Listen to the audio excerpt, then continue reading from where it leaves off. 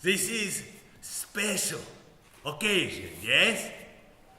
I see it in your presence. 38, 40, 17 and a half. You are wise to come to me. I have always believed a suit could capture a person more than a drawing or a photograph. But a suit can only amplify what is already within you. A suit that is best is one that is honest to the person who wears it. A good tailor will tell you this. The cut, the sheen, the details, they all mean something.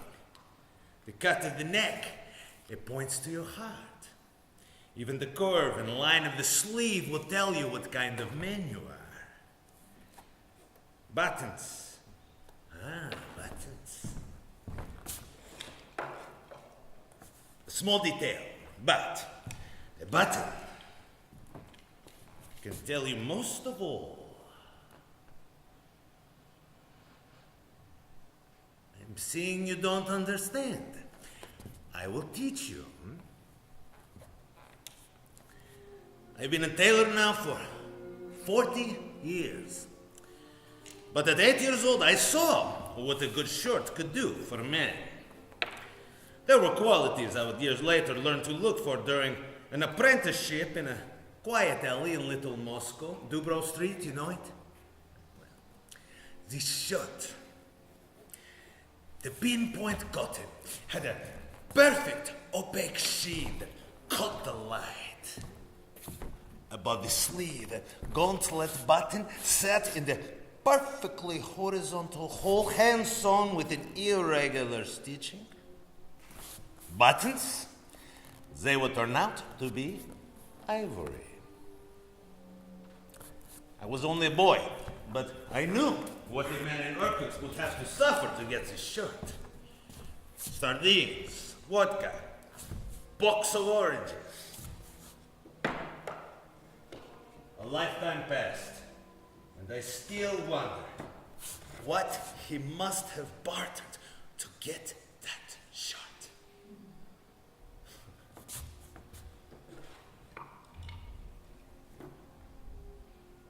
I'm sure Father noticed too, though he never mentioned it.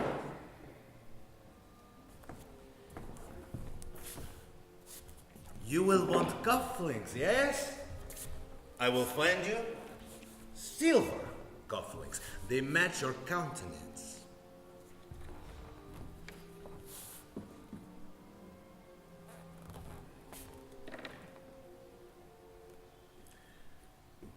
You understand that my sister, Sveta, had never brought a man home to our family's apartment before. She worked long hours, selling Sobrani cigarettes off the Onagar train. Mother told her always that she was pretty, but it was clear to me she struggled with the qualities that allowed most girls her age already to be married.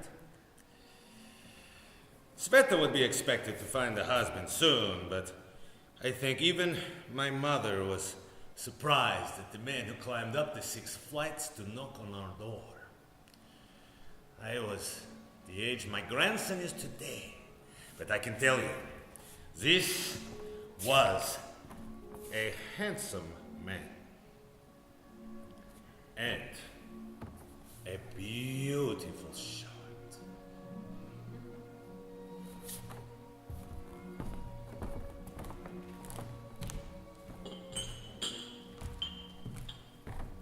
Here, you'll drink some chai with me, eh? He had thick black curls for hair. Men in Russia are known for great passion and great, this word, fortitude. Russians are known for moving literature and music that one is humbled by. But we are not known for good hair. Me, I'm lucky. This man had long, dark curls. He was not from the same Russia that I was, but I found his features heroic and sharp. And I decided that the next time I read my stories about knights and dragons, I would picture this man's face as Vanya, my favorite knight. And he brought such gifts. For my father, he brought a large box of fancy cigarettes from a place called Virginia. For my mother, he delivered podstakanik. Forgive me, this is a tea glass holder made of braided silver strings. As mother blushed, it would have seemed he was calling on her. Father, he might not have liked that. The welcome my mother gave him made one point very clear. Sveta had done well for herself. But the best gift was for me. You are the little soldier? He smiled and handed me a gift wrapped in soft purple cloth. A little wooden truck. It was the same kind of truck I always found myself staring at as soldiers drove them through Ude Street. Sveta, my sister, she covered her mouth and giggled. And it was then I knew she must have told him something. And I loved her for it. I made it for you from the wood of a cherry tree. Oh, and look, even the dye is cherry too. But as much as I loved the truck, it was the strangeness of his forearm that my eyes fell upon. Those stinks. I know what I'm looking at, but I don't understand such dark things I wasn't meant to see. He must have seen me notice, for when he stood up, he pulled his shirt, covering the... But it was not erased from my mind. Or father's. Father froze. Preparations for dinner swirled around him, but he was still. Only I seemed to notice his gaze darkening. He watched the men from across the room, polishing glass in his enormous hands, but his eyes never left the man.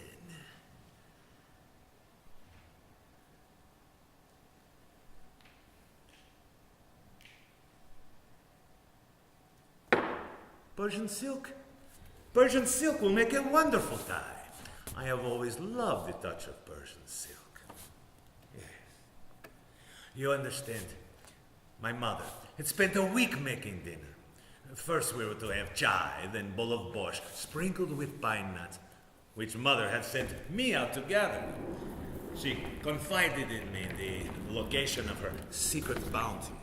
And the days earlier I walked deep into the woods, past the Yoshakovka River, where mother told me no one else knew the best cones had not yet been picked, not even the squirrels. Mom. The first course was to be followed by handmade meat dumplings in boiled milk. The dumplings were meant to be eaten by hand, and they were my favorite. You cannot find them in America, I've tried. I would bite deep into the side, and then quickly drink the boiling broth inside before devouring the meat. Oh. But the real treat was the quail. It was being kept hidden from view, but I could still smell it on the stove, even if it was meant to be a surprise. Yet, I look back, and in the middle of the celebration was my father. He was motionless, never uttering a sound. But it was as though he was pulling the light out of the room just by fixing his eyes on my sister's suit. He must have seen what I saw, his secret carved into his...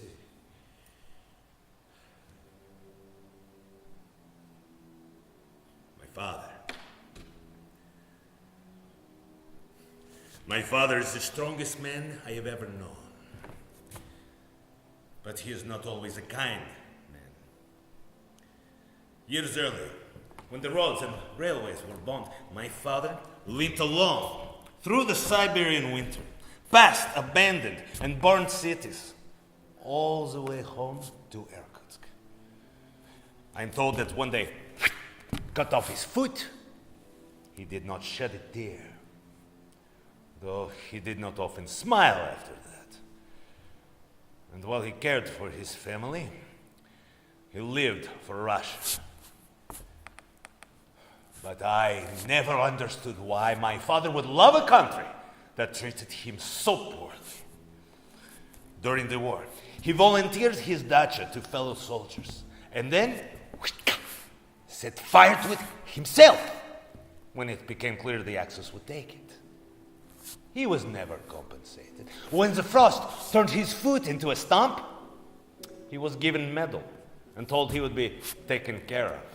But maimed with a wooden foot and no longer able to work as a respected policeman, my father now spent every day in the unbearable heat and grime of a hinge factory as a steam press operator.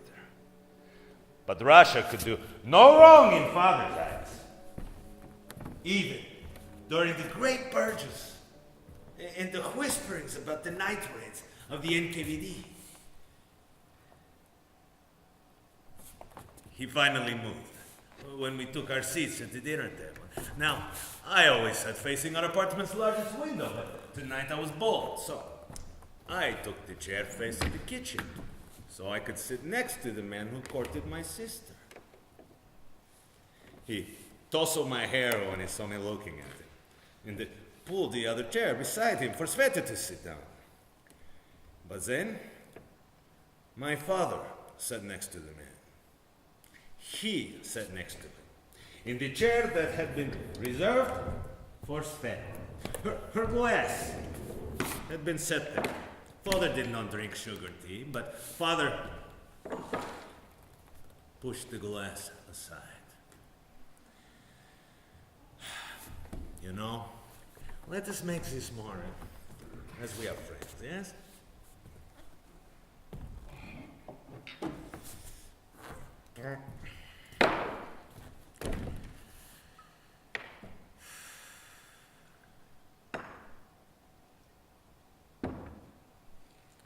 Tell me, Father beckons. It is tradition for the guest at dinner to lead our family in prayer. Would you lead our family in a good Christian prayer? But there is something in Father's voice sounds more like a threat than an invitation. Jewish, Sveta breaks in with a quiet smile. Papa, he's Jewish. If you like, the man boasts, I can teach you a prayer my great-grandfather taught me in Moscow when I was a boy like your own. No, this won't be necessary. And then Father folded his hands and said a strange prayer I had never heard before. Blessed is Russia. Blessed is the family.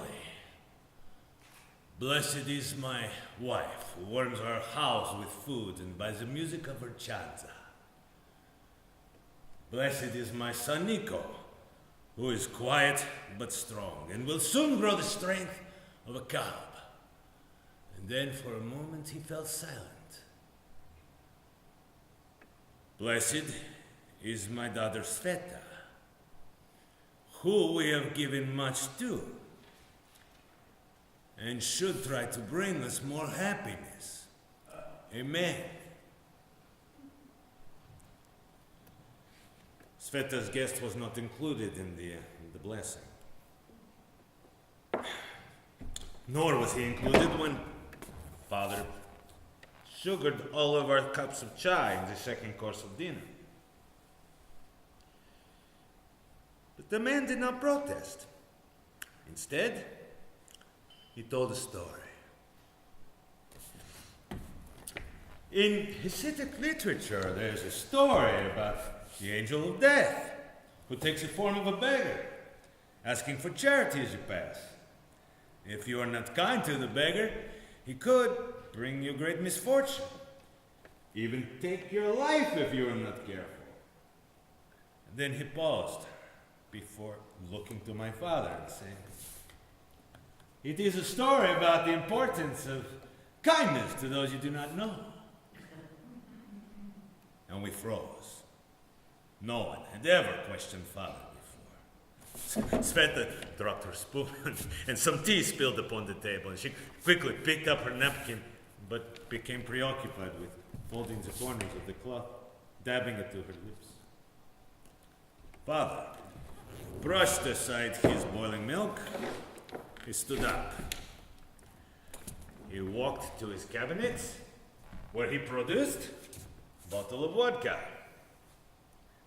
The floors echoed with his footsteps.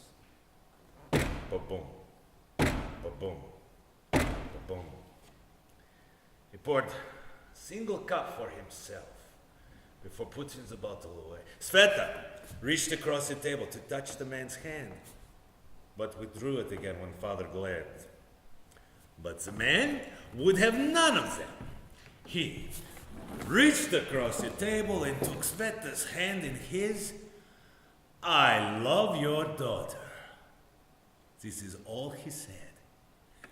His arm, in all its shame, was for the first time exposed to the whole table. He knew we had seen it, that we could see it. But he only looked at Sveta and traced her palm with his fingertips. "I love your daughter." "You think we can't see what you've done to your arm?" The bear was mad. "It is nothing. I know these markings. I know where they come from. Russia sends its trades to the islands." The islands. The whispered name. The darkest corners of the country. The secret corridors. "Take off this shirt," father commanded. But the man just sat quietly. "Take off this shirt!" Once the bear had started to roar, mother could not calm him. "I want to see this man my daughter has brought into my house." I don't know who was stronger. My father was broad like an oak tree that grew thicker and stronger each year, but the man looked as though he had been carved out of marble. I was a teacher of Jewish literature. That was my cry.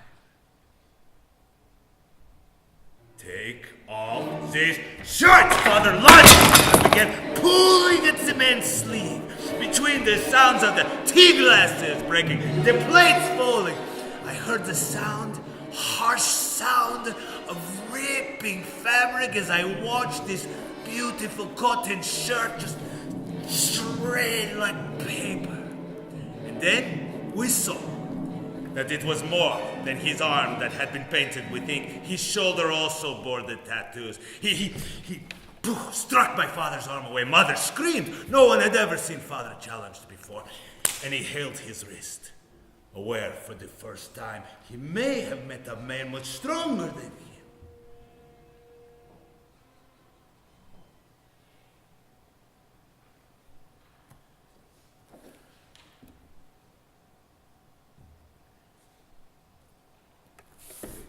Our youth priest once told me to picture God's face as that of my father's.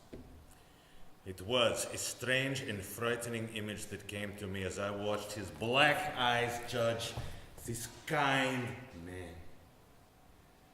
His heavy beard heaving under deep breaths. Father hunched back, with his arms opening with claws instead of fingers. The man with the kind face was not afraid. He was sad. "Take off that shut!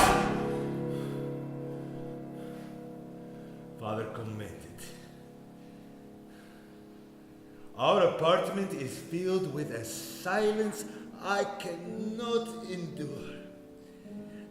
At that moment, I heard sounds I had never heard before.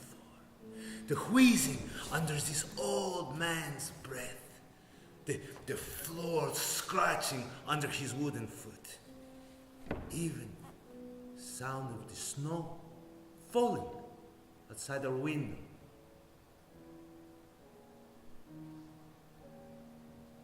The man kneeled back, picked up a chair that had fallen over. He straightened the rug that was Mother's favorite.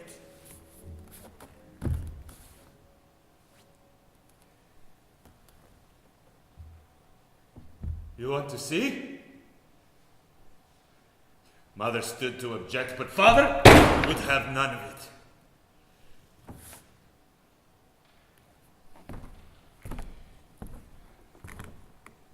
The man unbuttoned this beautiful, tall shirt. He pulled it over his lean frame. He turned to face a wall, and on his back, a monster looked back at us. A face, the scream of a corpse.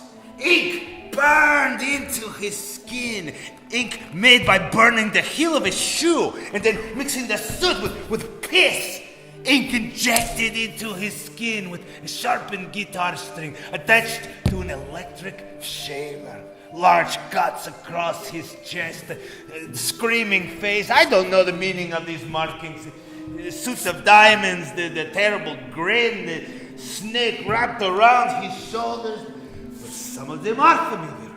They meant many things. They meant propagandist. They meant Jew. But worst of all, they meant traitor to Russia.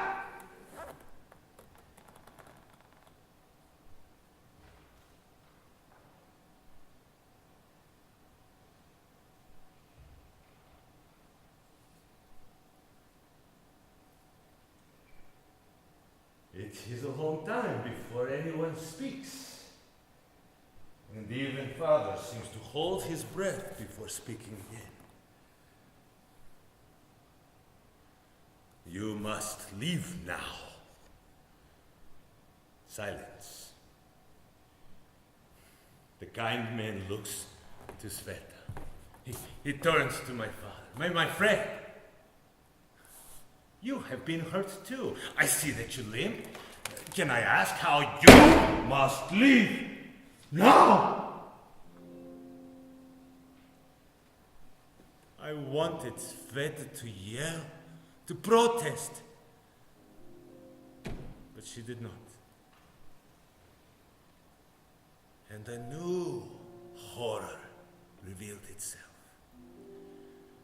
I watched my poor mouse of a sister, and she understood Father's anger, even though I couldn't. I wanted this man to be my friend, my older brother. But Sveta understood the code of our house. One could not question Russia. This man had questioned Russia. And even though it was the same Russia that took my father's foot, his job, his house, and his pride, without ever giving back, this man could not question it. The man buttoned his shirt. One of the beautiful ivory buttons had fallen off. The rip where Father had clutched it, a deep one off the seam.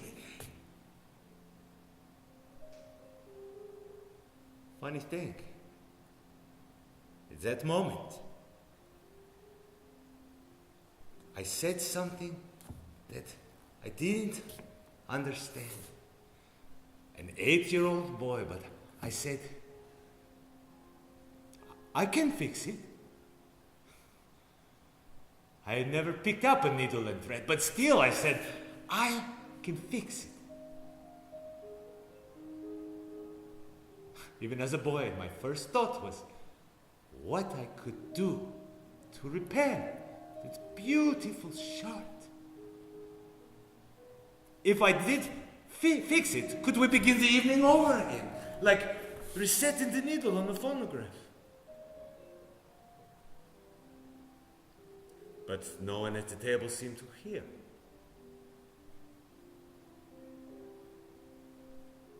Mother fell to the floor, searching for the ivory button.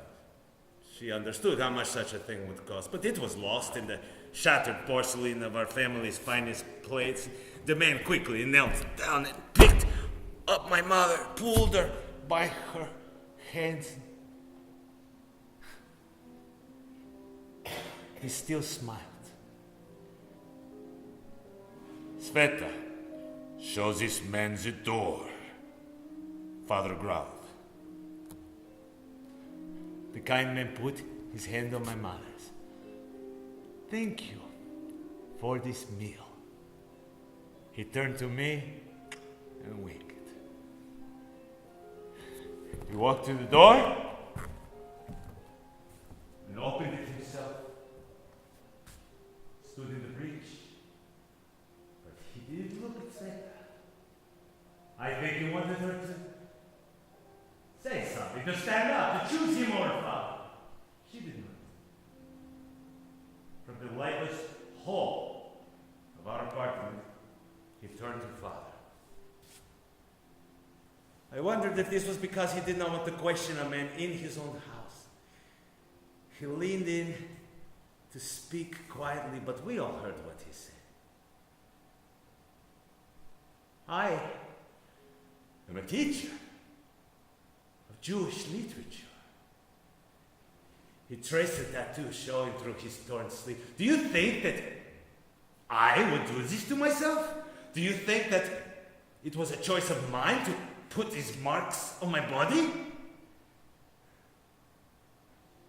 And then Sveta rose. She moved with such purpose that father stumbled back a step. She walked to the door. She looked at her sister until her heart melted and poured out of her eyes in great rivers.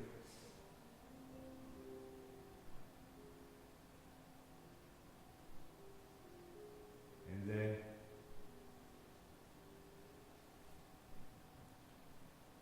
closed the door and all was still.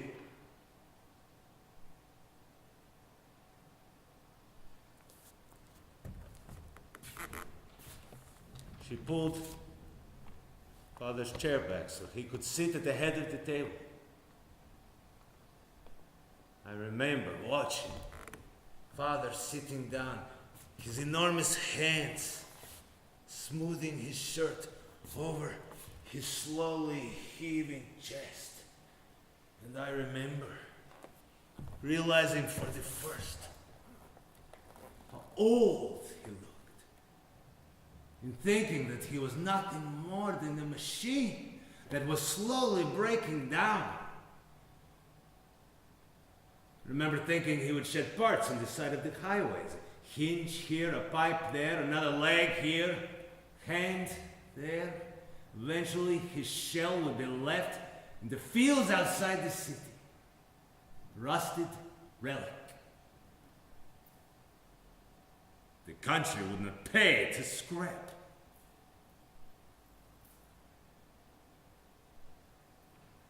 Sveta's eyes had tears, but she did not let out a sound.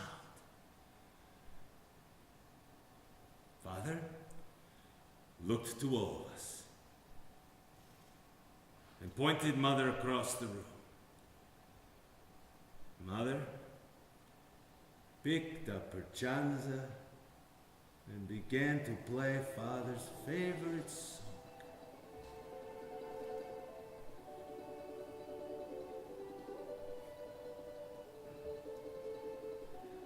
Father ate, and when he did such a thing, it became clear the rest of us would too. Quail could only be eaten once a year.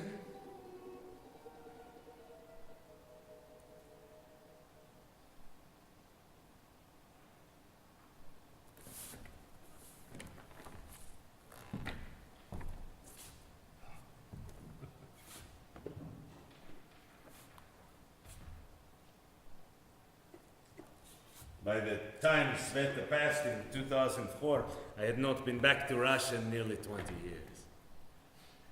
Sveta married a man who worked with my father in the hinge factory, who brought her enough money for heat, but little else. While emptying her apartment off the Onagara train station, my son and I would not find many items that one could measure a life by, but in an old cigarette case, in the bottom drawer of her dresser, I found a little wooden truck. And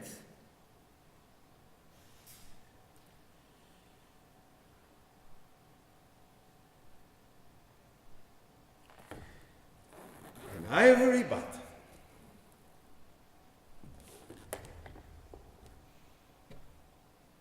So carefully preserved, it still had the string threaded through it, even though it had been broken years ago.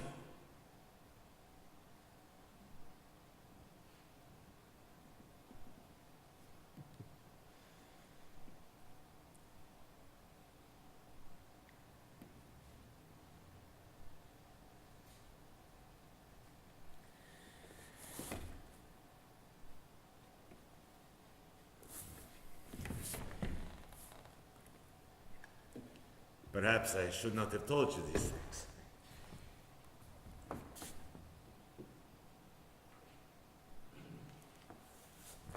It is late. My children tell me I work too late for my age. Come tomorrow. I work late tonight. I'll have your order ready in the morning. At the same price we spoke of. I insist. I know how special these things can be. My wife, she will tell you, I'm not good at making money.